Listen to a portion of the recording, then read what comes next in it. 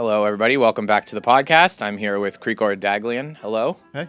You're full-time. I'm a full-time tour guide. Full-time tour guide. You offer. I took your a Gilded Age tour that you did, but you do some food tours. You do some New York crime tours, yeah. true crime tours. And I must say, so interested in the business of walking tours and New York tourism in general. How did you end up in this business of being a big walking tour guy? I grew up in the New York area, and at some point, I guess when I was a teenager, I picked up a book my parents had received as a gift, I think, at some point, and it was kind of like one of these some untold stories about New York City. It was actually it was called The City That Never Was, and it's not a particularly famous book, but it definitely sparked something in me because it talked about all these planned projects that maybe would have changed the city had they actually gone through. And I just loved how in some cases there was some evidence of what had almost happened or things that didn't happen, but something else came in its place. So I don't know, I just found it fascinating. And that kind of sparked a little bit something in me. And as far as being a tour guide, in the way of like you see something, but then now you know like what could have been there. Well, so two stories that I remember learning from that. One was the whole story of the Lower East Side Expressway, which was a planned highway which would have gone from the Holland Tunnel to the East River Bridges. Start talking about it in the 20s. It's more planned out in the 30s and maybe the 40s actually with Robert Moses, and then he was a big proponent of it for years, and it was going to go through, and then there was resistance, and then it got delayed, and then finally it was killed off in the 70s. And so it basically would have cut right through Broome Street and through the Lower East Side, which would have been disastrous for that neighborhood. And I loved the kind of the irony of it, which was that he was insistent on continuing to try to build it, and the resistance went against it. And then eventually, when it was canceled, the area became protected in terms of landmarking. It also had become Soho, the artist district, and it saved all those cast iron buildings that are down there. But they were really saved because the people who owned them didn't want to do anything with them because they thought, well, the highway's coming through here at some point. They weren't going to sell them. They just wait for the city to claim them or whatever, or there's no point in improving these buildings, these old buildings from the 1860s, because it was all going to be changed anyway. So they just hung on to them and rented them out to artists in these big loft spaces. And then when the highway's canceled, lo and behold, it's now a cool neighborhood and there's landmarking, and they were saved. But kind of the irony that his insistence on trying to build this was actually what saved this district. Okay. So they were all like, if that wasn't going to come, they would have knocked them down. Yeah, they would have built something in the 50s or whatever. In the 60s, that would have been not these amazing cast iron buildings we have in Soho now. So that was one story. There's also a church that was supposed to be built up near the George Washington Bridge that would have been like this skyscraper church. And there was this kind of charismatic minister who had all these celebrities coming, like Babe Ruth would come and the mayor would come and talk at the church, and he raised all this money to build this. And then 1929, the Great Depression starts, and he runs out of funds and he never gets it built. But he did build two kind of apartment buildings next to it, and then started on the church, and it was never finished. They had built like a pool in the basement and stuff like that. So eventually, he passes away, and the congregation ends up building a small little church on the site. So if you go there today, you see the two apartment buildings are still there, and the little church. And apparently, the swimming pool is still down there with somewhere. A huge pool. I don't think it's used anymore, but I just love that you can kind of you go to look at the buildings, and you can try to imagine the center one. And you were like, how old? I don't know, like 13, 14 or whatever. So. And you were interested in stories that created the complicated texture of New York City. I guess so. If you put it, that's a nice way of putting it. Thank you. No problem. Okay, so then what happened to you from there? Like how? Well, so I loved history in general, but then I had a full-time job here in New York, and it's kind of a classic New York tale. I have a full-time job. Why do I have no money? Right. And I kind of decided I just needed a second job. What I was working for a beauty product company. Sure. Sales or something, or? No. So it's a hair product company that had a school here, Bumble and Bumble. Okay. No. And they had a kind of like hair school. It started as a temp job I got because I was also doing music at the time, and I was like just kind of looking for whatever. And then I ended up staying there for a long time, and I became full time, and it was a good job in a lot of ways. No, but I supported the university, and then I was doing like social media. I actually started doing tours there because they had a wall of kind of the history of the brand. And when I started thinking about I doing know the nothing walking about tours, hair products. Obviously, it's a big company. it's a pretty famous brand. Okay. They were known for certain kind of cutting techniques, and really in like the 90s, they were kind of like one of the kind of the coolest brands when it was still kind of an independent brand. Yeah. Did you learn some swag there? Because you got, I would say, I mean, I don't know many tour guides, but I would say you probably have the most swag of any tour guide I've met. With the hair. The hair, but the clothes. I mean, you wear, Well, I'm trying. Thank you. Right. I mean, Okay. it's. I guess it music too. definitely Music helped. too. You would. It helped getting better haircuts. I think Yeah. that I kind of learned what a good haircut was, and then I still go to someone who's cutting Nice. hair there. So that's. Hey, you got that, some friends in the helped. biz. Yeah, definitely, and lots of free stuff for a while, free products. So then. Anyway, I started thinking about doing tours. I figured I could, it would be a good way to make money in doing something I'd enjoy. Oh, but you got the idea for touring because you liked giving the tour at the hair studio? Well, no, the opposite way. I like New York history, and I figured Okay. I'd have to learn how to be a tour guide, and so I volunteered basically to start doing the Tours at Bumble Mubble? Yeah, so they'd have people come from all over the country to take these classes. It'd be like 20 people for a class, and one of the first things they did with them was take them on a tour of there was kind of like a history wall of the history of the brand. So I just started doing it, and then like it kind of became. Eventually I became like the guy who would train everyone else on it. But it just I just figured, to me, one thing I learned working here in New York is that like take advantage of opportunities you have within a job if you're staying there, and that was one of them, be able to do that. That's so crazy. So because you hadn't really like done public speaking and stuff like that before. No, right? I mean I do. I was a musician. I would perform on stage and sing, but it's not quite the same thing. Not quite the same. Yeah. Beyond just kind of being on in front of people, but I didn't really. You learn how to connect, and also they had public speaking classes there too, so that helped also. So at the hair studio. Yeah. What school is this? It's a brand. It's it's a beauty brand, and Why are they teaching public speaking? It was they had a course for the owners and managers of these salons to learn how to speak publicly for their employees. So it's a salon franchise. They sold products that these individual independent salons across the country would buy, and one of the incentives to buy the stuff was that you could come to New York and take these classes. So it was kind of like a sales incentive program. Got it. We're learning a lot about the beauty world too. What do I know?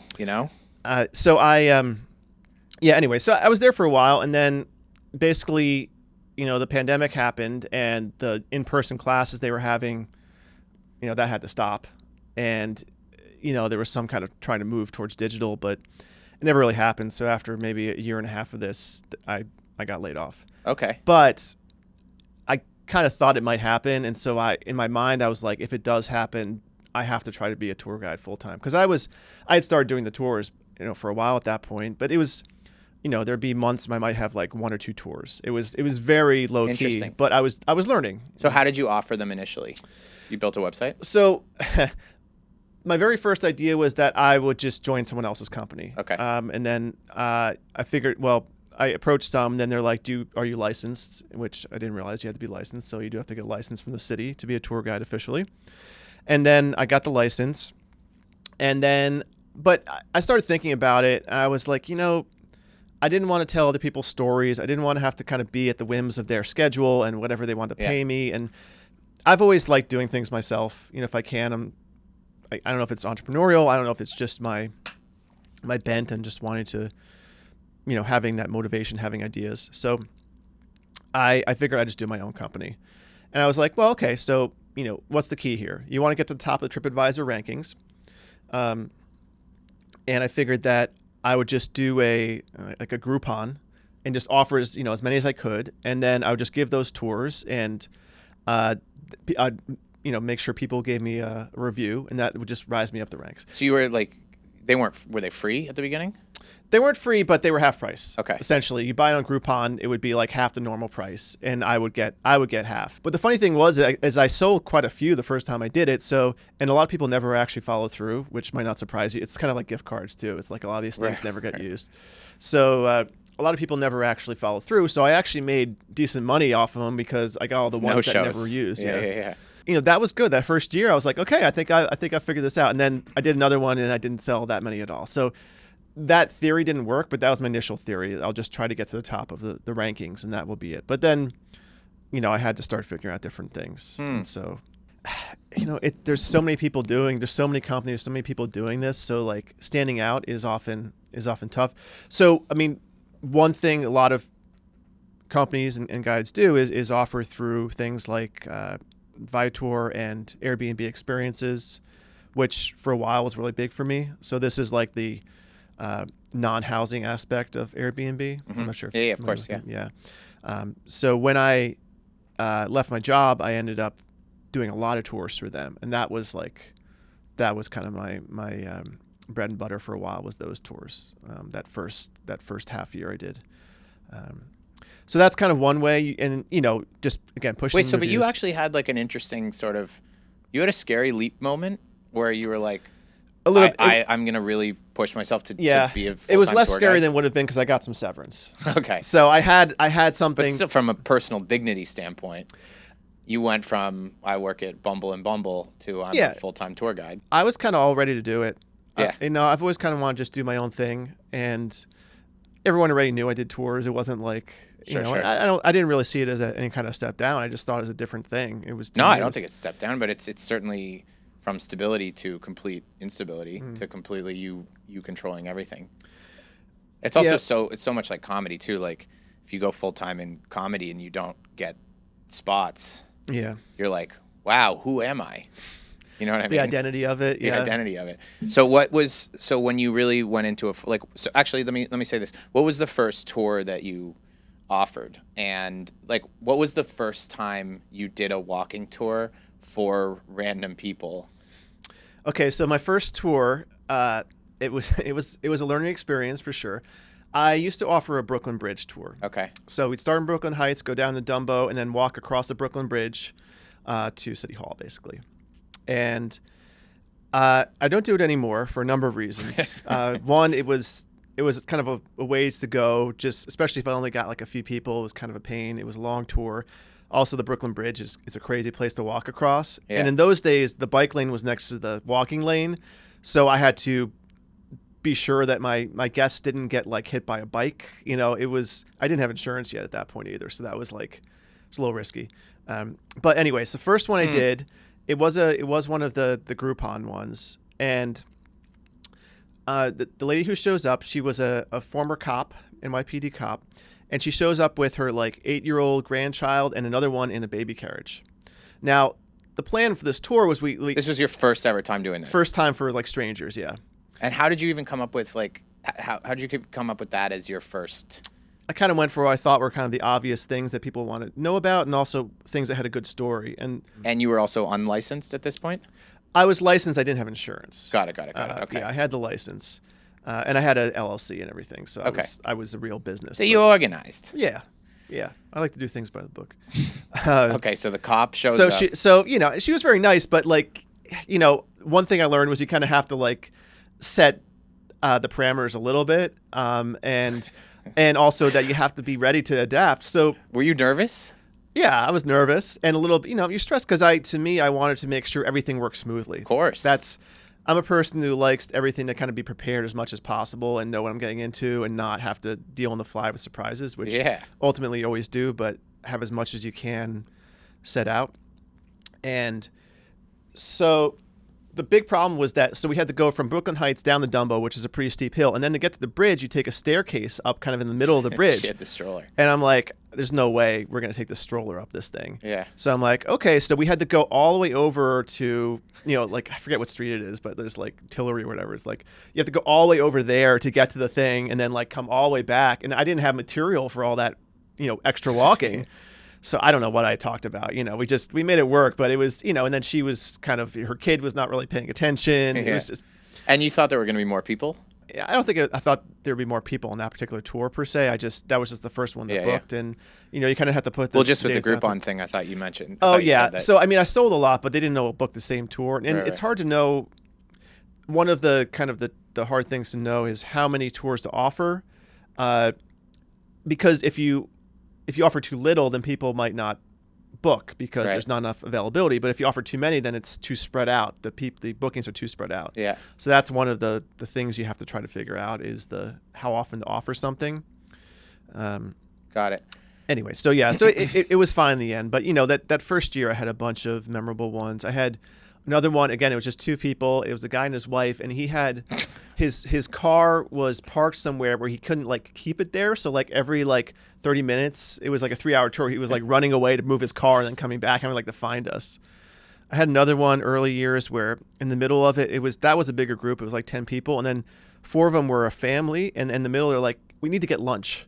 And they're like, can we stop the tour to have lunch? I'm like, I can't stop so they had lunch and I had to like loop back and collect them. And like, you try to accommodate everyone as much as possible. But, these are the things that, it's funny to look back on, but it's stressful at the time.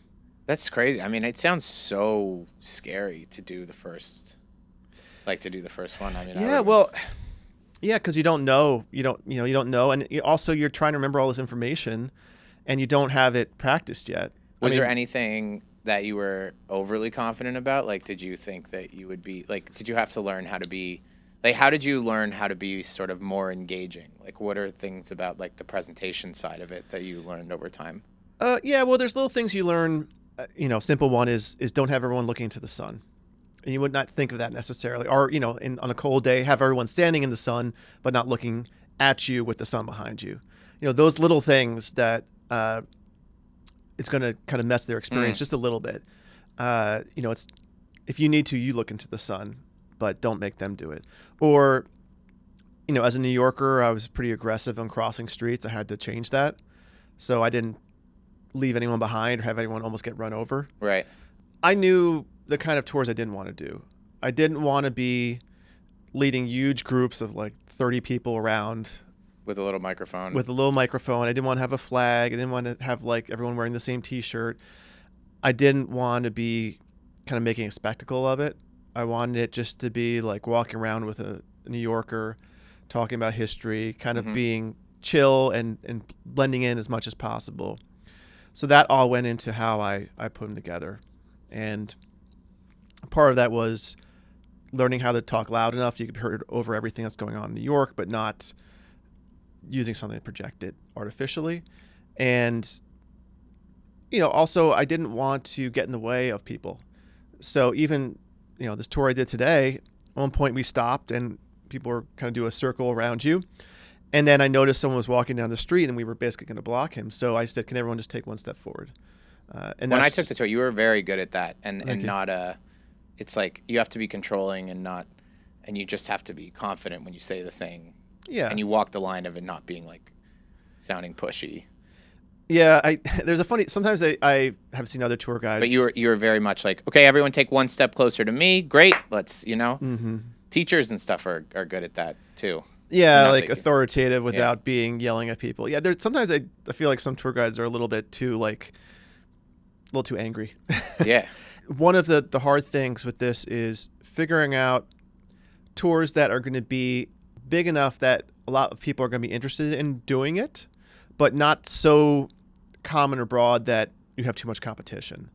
So when I started out, I was doing basically only tours that a lot of other people might be doing. So, I still do a Greenwich Village tour, and I like doing it because I love that neighborhood and the history is great, but there's a lot of Greenwich Village tours. So unless they are ready like my tours and want to do a tour with me, or just get word of mouth or happen to find me, if someone does a Greenwich Village search for a tour on a search engine, they're not going to see me. My search engine strength is not that great. That's not where I've concentrated my resources. So I still offer it, but I had to start developing some tours that are a little more distinctive. I had resisted doing a food tour for a long time just because it's another level of organization and coordination and things that could go wrong. And for those who don't know, a food tour is when you meet up, you give a little bit of history of some restaurants, and you're popping in, getting 20 orders of something or like a little sampler, and then the people get to try it. Right, yeah. A few different locations. So yeah, the idea is to kind of you have to coordinate with the restaurants. Exactly. Or at least you have to be coordinated enough that the food's going to be ready, because what you don't want to do is people are there to enjoy the food, and in between, you have to tell them whatever you want to do about the history of the restaurant or neighborhood history. What you don't want to do is get to a place and then you have to wait 20 minutes for the food to come out. So I really strive to be like, we arrive at the place, the food's ready.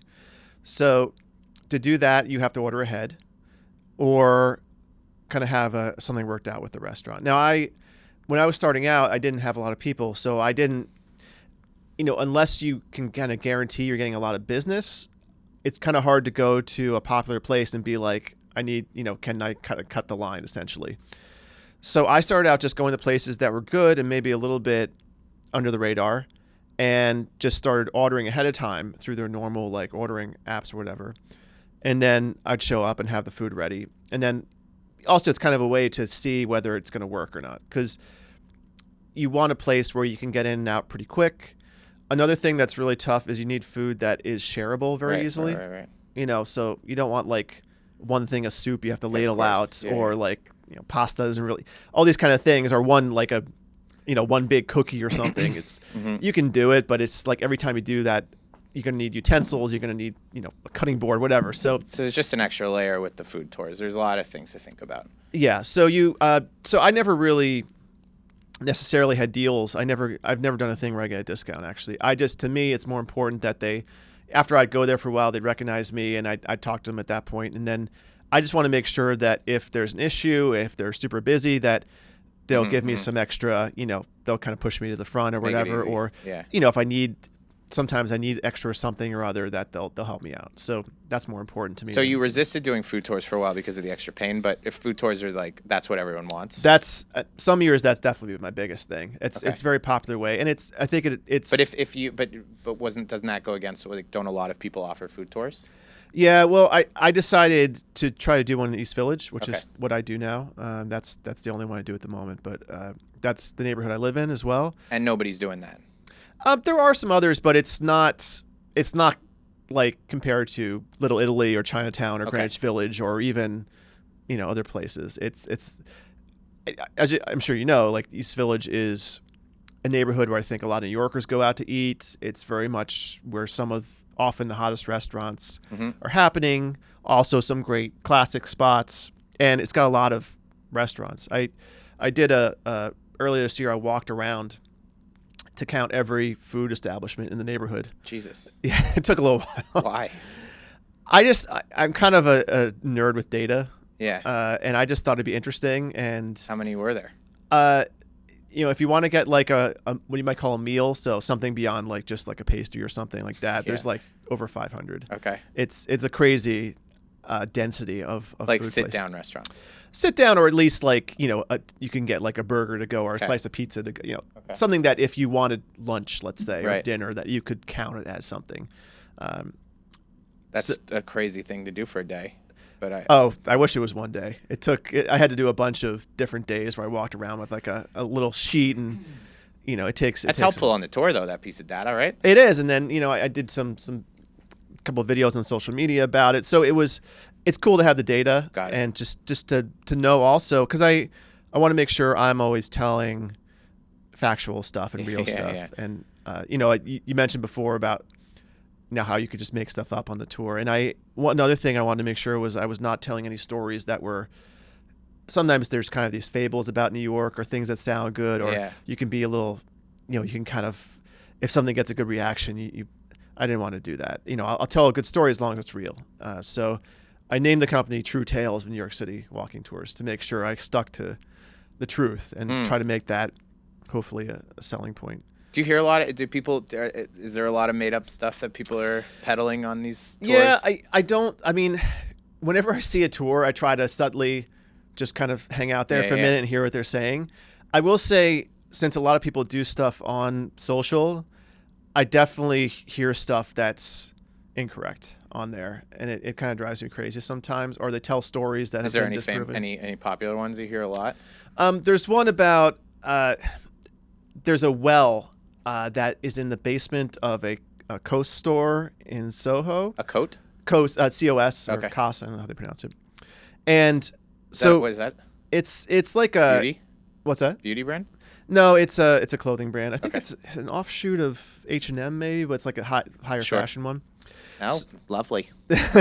So, So there's a story from the late 1700s, early 1800s, and it's a fascinating story. But essentially, a girl was found dead at the bottom of a well that was what's now in Soho, and involves Alexander Hamilton and Aaron Burr, and there's all these crazy things in the story. But at one point back in the 1960s, the people who owned a restaurant in that building found this kind of round well-like structure, and now the story is that's the well where she was found. Now, in truth, it seems likely that was not actually the well. It's probably close to where the actual well was, but that looks more like it was a cistern.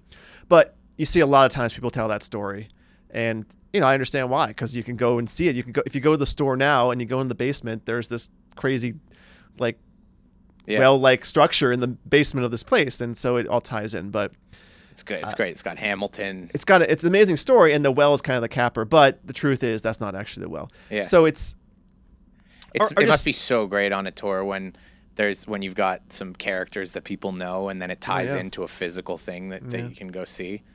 Yeah, exactly. A corner of a brick or something that's like a different brick, and it's like, well, this guy actually took the whatever. Anyway, that's so interesting. Okay, so food tour East Village. That was the first way. Was that the first thing you did that started actually making some money? Like at what point were you like, oh, I can do this? Well, I didn't really know until it was 2021. I started doing it, and that was kind of I had it on Airbnb experiences. That's where it really started selling, and I had started to get food tour East Village. Yeah, and I had started to get good business prior to that, but I could only do it on the weekends because I was working during the week. Right. And which wasn't great either, because then I basically had no time off. Right. But yeah, that one kept selling, and I started getting 10 people. It was 12 people on a tour. And I was just pumping those out, and that was the first one where I really started to see some. And the range of pricing here, we're talking between 50 to 70 a person or so. Yeah, well, I think that one, I don't know how much that might have been 50 when I first started it, or something like that. So it's and a then little bit more Airbnb expensive. takes a piece, right? What's that? Airbnb experience takes a piece. Yeah, 20%. 20%. All right. So for the afternoon one tour, you can make $300-400. I can't even do the math in my head right now. I have a whole spreadsheet. Sure. And there's the food costs that come into play. So I was very exact about it. And you do these little things where you're like, okay, let me see if I order instead of doing 3 of these, I do 2 of these and see if it stretches out. Or one of the stops I actually played it myself, because we actually go inside the place. So I distribute it. And so I'm like, okay, so if I have this size dish, it looks like more food. These kind of same things you do in restaurants, right? Sure. These are all the tricks of the food business. But, try to really dial down on those food expenses so I have a kind of predictable amount to know how much I'm spending, how much I will make per person. So the food tour was what started making money. But when you were doing the food tours, you come at it from a history side. You're not necessarily a food guy. I'm sure you like food, but did you feel like you were really given good tours when you were just doing a lot of food tours? Yes, because I do a bunch of history in there. It's a, 'cause people ask me, are you a foodie? And to me, living in New York, you just have to love food, and there's so many opportunities to. It's only worth it to live here, really. It's one of the things that makes it really, and knowing the good spots and having the places you like to go and the dishes that you crave and all that kind of stuff. That is, I think, one of the essential things about being a New Yorker, because there's so many restaurants and they're so good. So I never thought of myself as a foodie per se. I just always had a collection of food spots I was constantly curating and in my mind, and I knew I wanted to find some places that would be special and different and could tell the story of that neighborhood, which, of course, what I talk about are essentially 3 different strands. The immigrants who came there and brought their food cultures. So we still obviously have some of that, like Ukrainian food, Puerto Rican food in the East Village. The artists who came and formed the kind of artistic culture. So I would talk about, everything, the hippies, punk rock, the visual arts scene of the 80s, all this stuff. But, in terms of food, it was kind of street food and diner food. And Also the hipper food trends of the 80s and 90s, so South Asian, vegetarian, Got it. Japanese food. So you would talk about stuff that didn't necessarily tie into a food. Exactly. Cool. Okay. So it was like a full day tour, understanding 2.5 East hours. Village with also food. Yeah, 2.5 hour tour, 5 stops. Okay. And in between, you can't just be constantly eating. You kind of have a little bit, you talk a little bit more, a little bit. But I wanted people to understand the neighborhood. It's a little bit of a pride thing too, since I lived there, and I think the neighborhoods had such an effect on not only New York's culture, but world culture. I mean, Yeah. punk rock music is everywhere. So much stuff has sprung out of that neighborhood.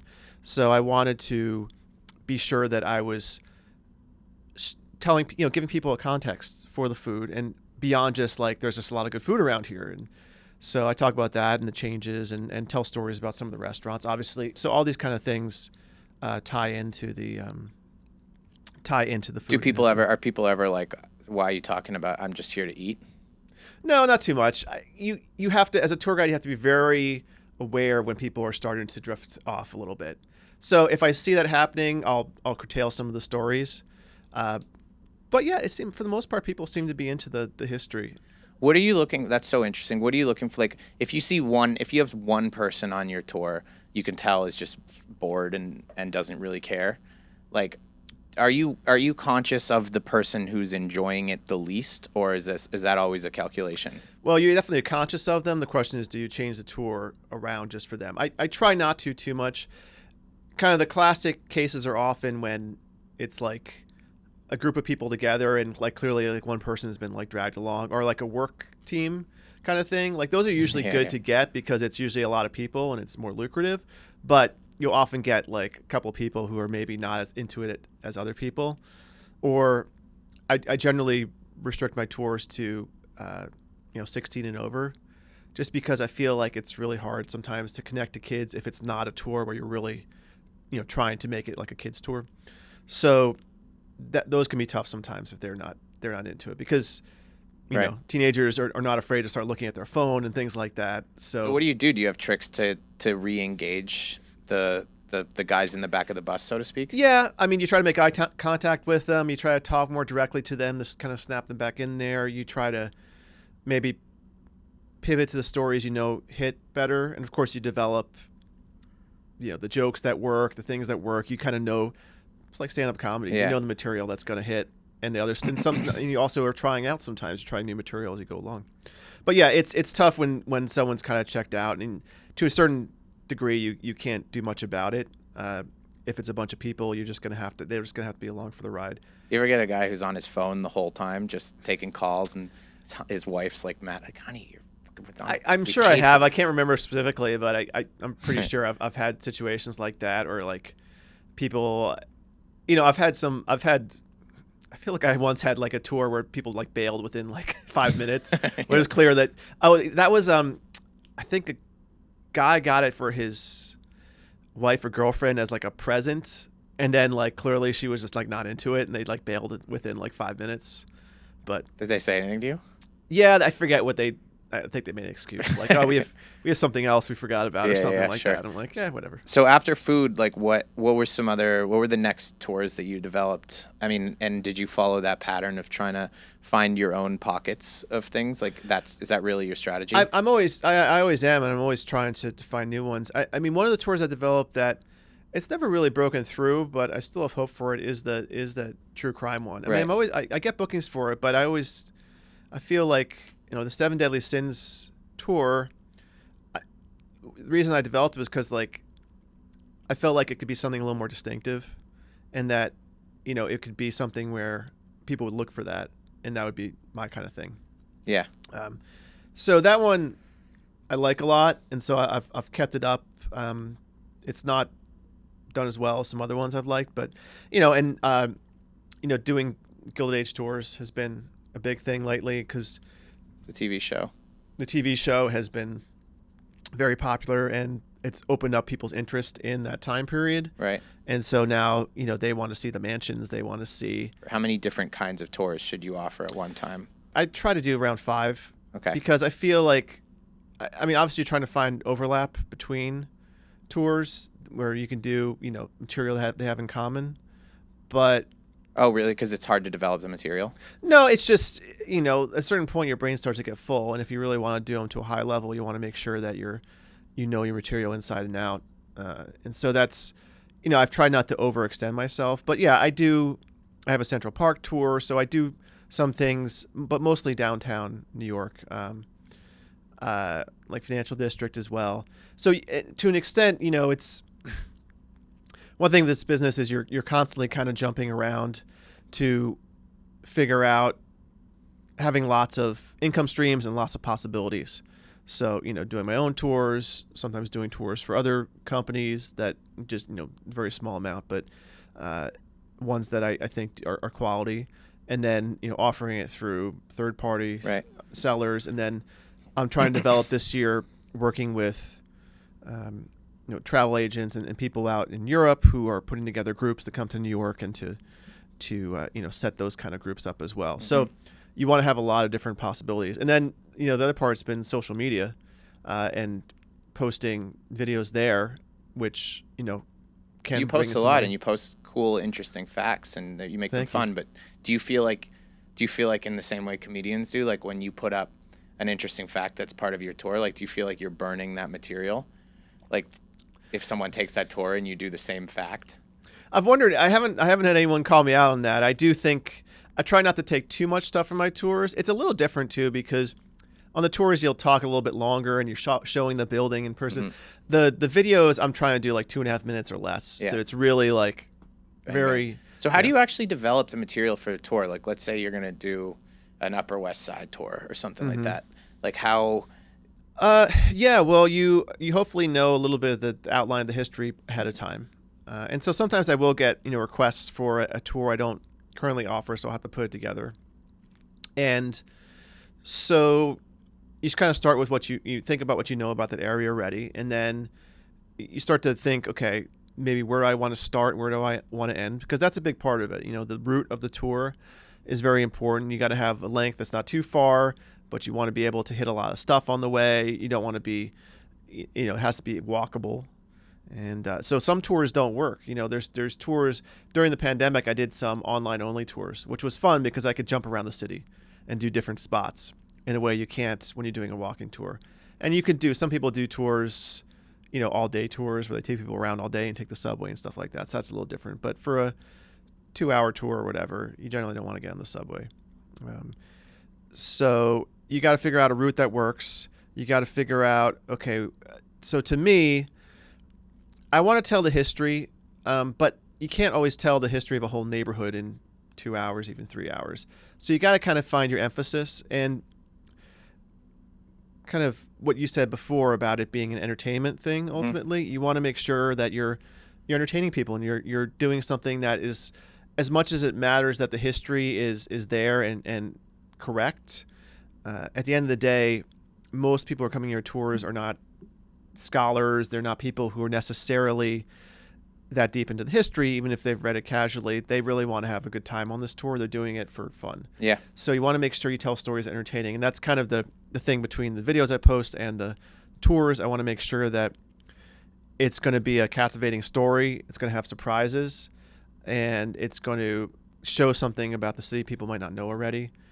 And even if it's an old story, find details that are unusual, find things that take it to a higher level, and be funny and entertaining, and bring it alive too, because this is old history sometimes, but people haven't changed that much, and you can get a little scandal in there, you can get some humans being humans kind of thing. When you're developing a new tour, is there parts of the history and anecdotes that you read about or you come across and you're like, wow, this is going to really hit and people are going to be really interested? And do those things ever like not work at all? Like people aren't interested? You just have to try it. I mean, it's the same thing as comedy. Yeah. You give it a try and sometimes it's just crickets and you're like, okay, that didn't work. So that's why the early tours are hard, because you have no idea what's going to work, what's not. You're not going to remember every story. So I'll write a whole script out. I'll have all the facts. Do you write write everything out? Yeah, I have an outline for the full tours, and sometimes I'll actually write out full things. Other times I'll just have bullet points. But then when you're doing it, I mean, it's kind of like you just kind of go for it. And the first few are going to be rough because you don't have your rhythm down. There's, when you start doing it, you just the food tour. I don't check my notes before that. I just do Right. it. I know it. I could do it in my sleep, and Gilded Ages too. I could do that easily now. But when you're first starting out, you don't know, and you don't know what's going to hit. And then the biggest fear I always have is that we're going to be done with the tour before the time is up. Of course. But then the funny thing is then now it's usually the opposite problem where as you get more comfortable, you start adding in more details, and then you're actually running out of time. So that's kind of how it develops, is you start to get more, Right. When you finish too long-winded. early, that's when you do a lot of it. Anyone have any questions? Yeah, or you just walk a little slower.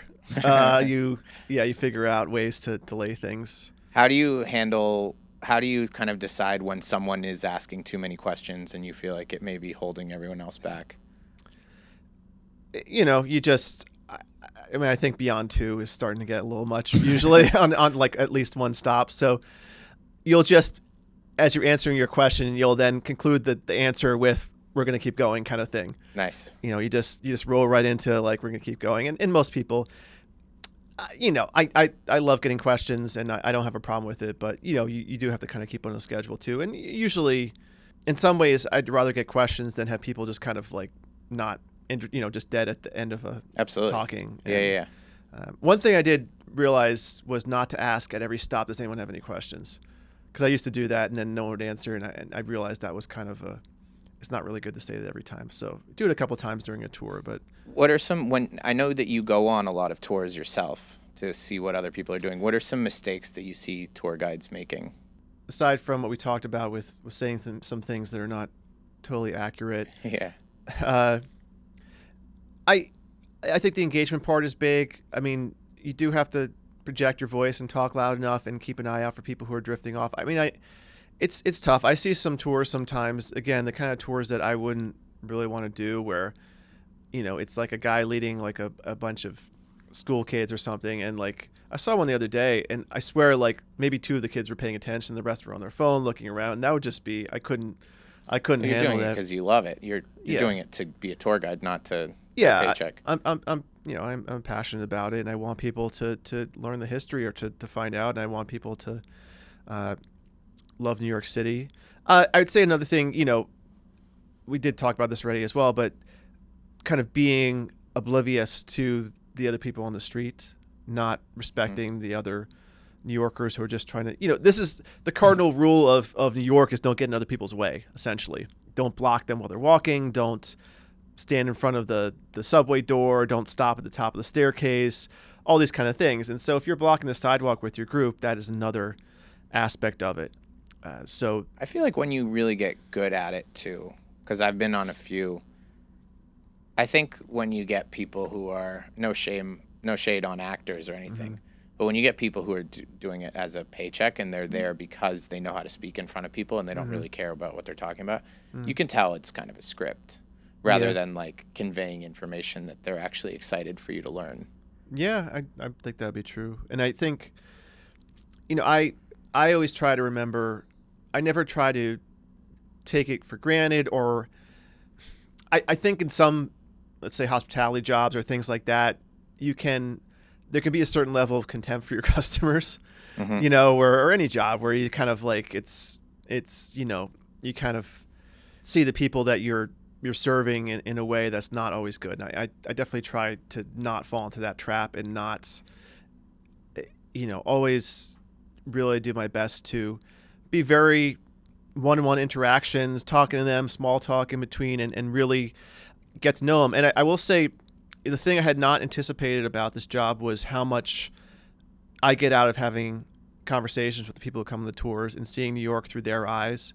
Because, I thought it would be fun because I'm telling history to people, and I love history. But actually, after a while, I'm doing the same tour over and over again. And the difference every time is the people who come on the tour, and meeting those people. And I've had people from all over the world, from Australia to Europe, seeing New York through their eyes. Right. And they can surprise me with some of the things they say, because you live here, you can get a little jaded about the city sometimes, as much as I try not to. Lately, people have been saying that they were surprised how clean New York is. And I was surprised to hear them say that, because you walk around and there's plenty of trash on the street. But you kind of get in this world where you're just seeing the bad stuff sometimes if you've been here long enough. And so, is it frustrating when you see like the Friends tour or the Sex and the City walking tour or something doing $1 bazillion? Are you ever like, I should fucking do that? I've always said there's more than enough business for all of us. I mean, there's millions of people come here. It's not like there aren't enough opportunities. Yeah, It's just connecting to it, really. And whatever people, I want people to have the New York experience they want to have, and there's nothing wrong with wanting to do a Sex and the City tour. Or, I mean, look, the Gilded Age is really kind of not that different in a way. But it is real New York history, I guess. It is, but I mean, Sex and the City is kind of a version of New York's history. Yeah. Friends might be a little bit different. Are there any really sort of academic, esoteric tours that you've put out that just have never gotten any clicks? I've kind of generally, whenever I'm tempted to do one of those, I'm like, no, it's never going to be enough. It's too out there. I definitely think of them all the time. Like like the Power Broker tour or something? That probably could. I mean, I know someone who does like a Robert Moses versus Jane Jacobs tour sometimes. Someone does a tour. I guess there's more than one person. This was there's a little drama about it, I think, actually. But yeah. There's a woman who does a like a trash tour about like rats and trash in New York City, and I guess there was someone else who does it also, and they were like having a little bit of a skirmish. Yeah, and luckily I haven't run into much of that. I haven't had like turf battles over like. But if one of the big companies offered that came through and offered East Village food tour, would that be a little shady? I mean, if they're doing the same tour as I'm doing, then I'd be okay. What's going on here? But yeah. I think it's below the radar enough that it's not happening. Obviously, you're keeping an ear out for those kind of things, but I don't know. It's a tough line, because this is all just history and public information. It's not like it's exactly a secret recipe, but there's an ethos, I guess, involved in it. I wouldn't steal someone else's tour, and I hope no one else would steal my tour. Do you have like I noticed when you were on your tour, like I think you kind of referenced this, but I think you make a point of when you're walking from one location to another and you're not kind of on mic, you make a point of like trying to at least interact with all the people who are on the tour. Mm-hmm. I think that's not that easy to do, because like you have to be kind of a small talk master. Yeah. And but I do feel like, is that something that you're conscious of? Definitely. I always try to make sure I have conversation with everyone who's on there, which is tough, because one thing you notice when you start doing tours is that the same people tend to be leading the group every time. So sometimes you got to be like, okay, we're going to walk down to this street, and you send people on their way, then you go back and talk to people a little bit behind. But yeah, you want to make sure you're connecting with everyone, you're having a little moment with them. And again, it's not just, checking a box. I also really enjoy talking to everyone. So it's a matter of making sure you have, you're getting that part of it, and it's fun to do that. Yeah. Can you hit us with some of your favorite fun facts? And also, is there a difference between your favorite fun facts and the biggest crowd pleasers? I will say sometimes the lines that, not necessarily fun facts, but some of the more like kind of jokey stuff I say on tours, sometimes I'm surprised what always gets a good laugh and what doesn't. And you just, again, so you don't try to overthink it. You're just like, if it works, it works. Another cool fact, the population of Manhattan in 1910 was a bit over 2 million, I think like 2.3. It's now, I think, 1.6, 1.7. So less people live in Manhattan today than lived there about 115 years ago. But back then, we didn't have all these high-rise apartment buildings like we do now. So that tells you how dense it was and how many people were crammed into those little tenement buildings, especially on the Lower East Side, and how crazy, how many people were living close proximity to each other. And, as wild as New York seems today, there were more people living there. In Manhattan today, there were more people living there back, a little more than 100 years ago. That's nuts. Crazy to think about, right? Wow. Yeah, I had no idea. Are there any like of the stories you tell, or not the stories, but are there any of the pieces of the walking tours that you tell that like you could tell like people really get excited about? Is it always the scandals and affairs and stuff like that? Like, What are the things that you tell on the walking tours that really get people to draw a jaw drop? Just I do like those like hiding in plain sight kind of things. Like there's a statue down in kind of Greenwich Village, almost to Houston Street. That's actually was Picasso, but it's just in this park, and no one really realizes it's his. So just being able to say like this is a Picasso, or on the Gilded Age tour, showing that statue that is credited to Michelangelo that just was in this building for decades. So those kind of hiding in plain sight things are usually pretty good. It's really interesting. And another thing that people really enjoy is being able to show a photo of a place back in time, and then being in the present day location of it, and be able to look and compare and see the differences. I think that's what's fun about New York, because as much as it changes, there are little things that stay the same, and especially the streets. But being able to see the changes over time, I think. Often, What's the which photo do you think? I show one down in Chinatown that follows on Mulberry Street. There's an area there near Columbus Park that, if you look back at a photo from the 1890s, there's buildings on the other side of it, and there's no cars, and it's just a whole different population. But you can still see a few of the same buildings and the same curve. So that's usually like, ooh, people are that gets a little bit of a reaction. I found it fascinating when you were talking. I mean, just things. I mean, maybe I'm a bozo, but things that I'd never understood before, like the limestone exteriors of the big fancy buildings when they would have brick down the side, because they didn't expect that the buildings next to them would be knocked down. So they didn't care to put limestone all over the place. Yeah, I mean that's a common thing in New York. All these buildings, even the tenement buildings, the fronts are really nice and the sides are just plain brick. Plain brick. Even those old those cast iron buildings in Soho, famously have these cast iron facades. But then if you look at the side of the building, it's just brick. And literally what they did was they would have these brick buildings, and they would just take this prefabricated cast iron and just attach it to the open front of a building. And so you'd have it looked like masonry. They would paint, it was painted iron, but it looked like masonry. So yeah, this is, ultimately you try to build out to the extent of the property line, and you try to use as much space as possible, but you try to do it as cheaply as possible.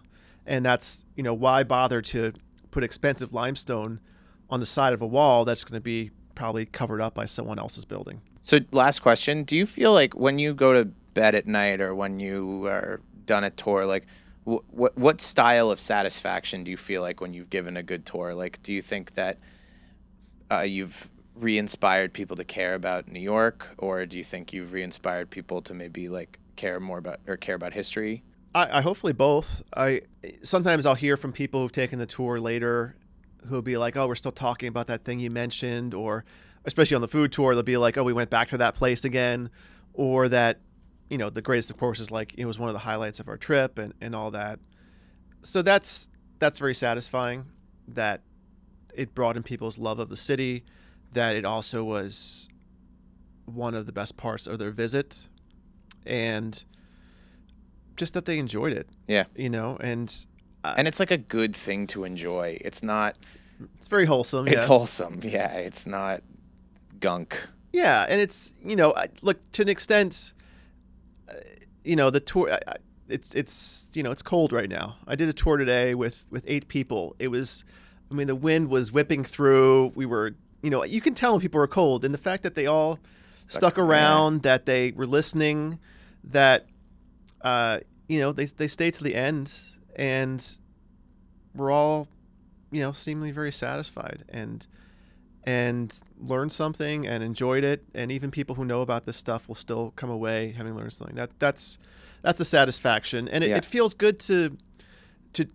on a personal level to do something that's my own thing, that I'm getting to talk about history and indulge in something I love, and try to build a business. And there's always constant challenges, and I never know. I keep having to change the tours, and you try to find the next thing, but it's a fun challenge, and I don't know if I could go back to an office job at this point. I kind of think I'm a little hooked on doing this. So yeah, that's hopefully great. It'll continue. And you're married? I am, yeah. Was facts about the city part of your courtship at all? I have to say, actually, my wife does love New York history, but at the same time, I used to just tell her random facts before I was a tour guide. We'd be walking around, I start telling her, and I think sometimes she got a little impatient about it. Yeah. So it kind of, in my mind, I'm like, okay, I need to find people who will pay me for this. Like, I can't rely on my friends and my girlfriend at the time to be listening to me when I'm talking about this stuff. So yeah, it wasn't exactly part of the courtship, I guess you could say, but it did play a part in me. So funny.